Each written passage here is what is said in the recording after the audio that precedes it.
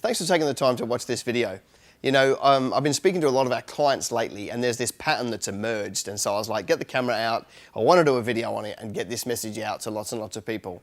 See, I'm finding that there's a lot of people who fall in one of two categories, and it's going to be the biggest limiting factor to their business. They are the people that are like, they're really good at the creative startup phase. Like they love starting things, they love journaling, you know, like the butcher's paper planning, they get really excited about starting and that's awesome. Then there's this other group of people who are like visionaries, and they can see the end game, and they're really proud of the fact that they know exactly where they're going. But those two groups fall over because the first group get really excited, and then the minute the work starts, they just fall over. And then they go and start something new and new and new, and they start heaps and finish nothing.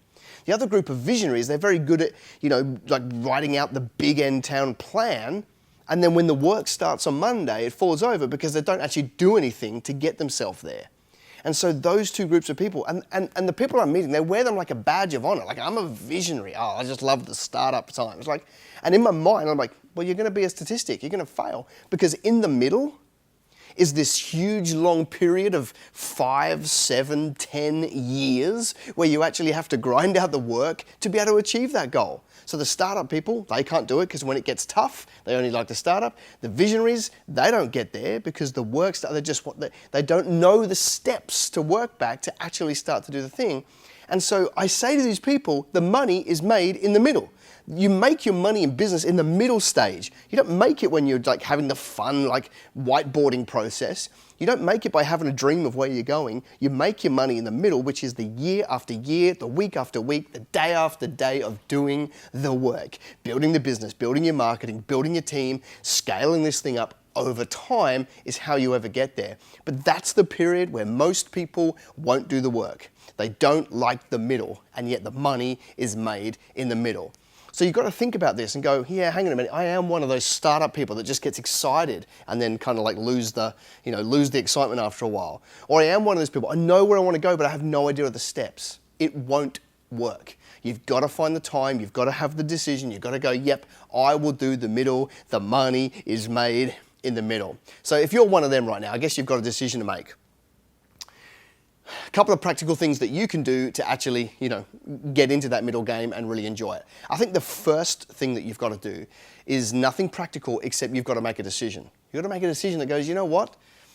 I will have a long-term view of building a business.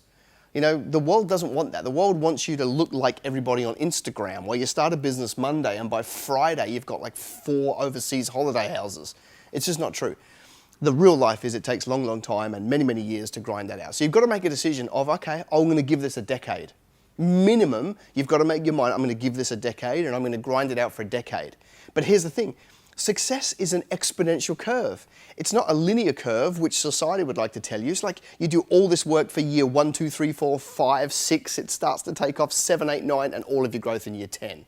It's exponential. You've got to have done all those early years to learn, to get your skills up before it takes off, okay? So you've just got to make a decision that goes, you know what? I'm going to give it a decade, a minimum, to give this a red hot go. Not just give it a shot and see what happens and see if I can raise some capital and then falls over. Like sticking at it and making sales and building a business over time. So that's what you've got to do. Secondly, something practical for you to go and do if you're in one of those two groups is write the plan. I'm talking about a business plan. I don't mean a big thick book that's got stuff in it that doesn't mean anything. I mean, cool, get like a 10 years, this is where we want to be. 5 years, this is where we want to be. 2 years, this is where we want to be. And then you get more detail in it. 24 months, where am I going to be in 1 year to get to 24 months? Now I'm down to 12 months. What am I going to do in the next 90 days, 1 quarter? Action steps, detail. You're kind of too much detail in 5 years because the world's changing too fast, but you can have the milestones to keep you motivated all the way through.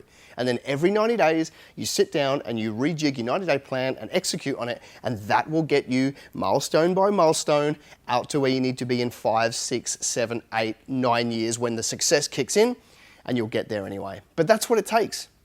You can't be a visionary and not know the steps because you just won't get there. See, by about year 5, year 6, however long it takes, you will start to get that upturn, and then you won't need any of this stuff because the motivation, you'll see it working.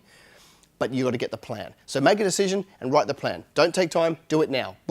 Get some butcher's paper, get some pens, and write the plan now, because the money is made in the middle.